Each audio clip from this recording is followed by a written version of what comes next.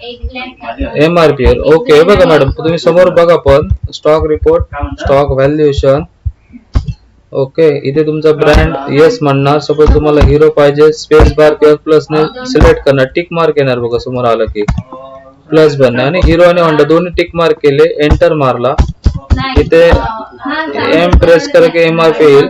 Stock valuation कशावर आहे ते. कॉस्ट एक्स्ट्रा प्लस कॉस्ट म्हणजे तुमची हे झाले काय परचेस वर झाला. आणि हा इथनं सांगतो जस्ट ना तुम्हाला आधी काढायचं झालं तर तुमचं तुम्ही चेंज करू शकता. इथे सगळे ऑप्शन आहेत बघा. MRP व्हायची घ्यायची आणि एंटर एंटर एक्सेप्ट करा. ओके हे सगळे दोनच ब्रँडचे आले बघा. इथे अल्ट प्लस P बटन दाबा. स्टॉक स्टेटमेंटला एंटर, ग्रुप टाईप, ब्रँड आणि बस इथे एंटर एंटर मारत द्या. व्ह्यू करा. हा तुमचा पर्टिक्युलर ब्रँड वाईजच येईल बघा. आणि इथे PDF ला क्लिक करा. एक्सेल पाहिजे तर एक्सेल आणि PDF करा.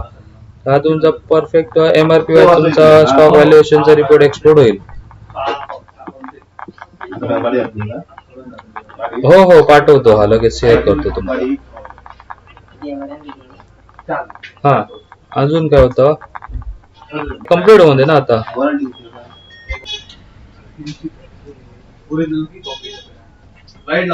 हो हे कम्प्लीट होऊन थांबा. ओके ही आता इथे अशी तुमची ओपन होईल बघा.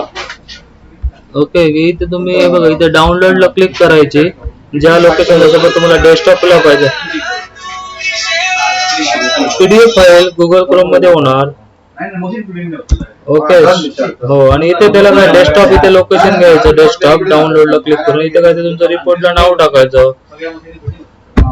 स्टॉक रिपोर्ट MRP वाईज किंवा काय असेल ते तुम्ही टाकायचं.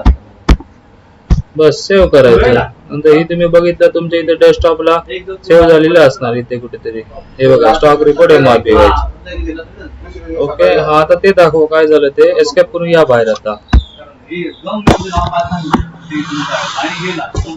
हा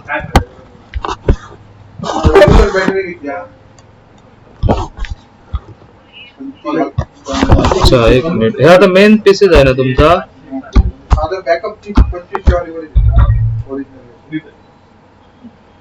ते SSS करून ठेवायचं. ते बॅकअप EXE चालू असले पाहिजे तुमची.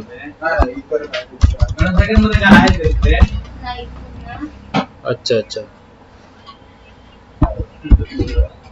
बरं ना आता तिथे ते राहील ओपन होऊन राहील मॅडम. काय प्रॉब्लेम नाही त्याचा.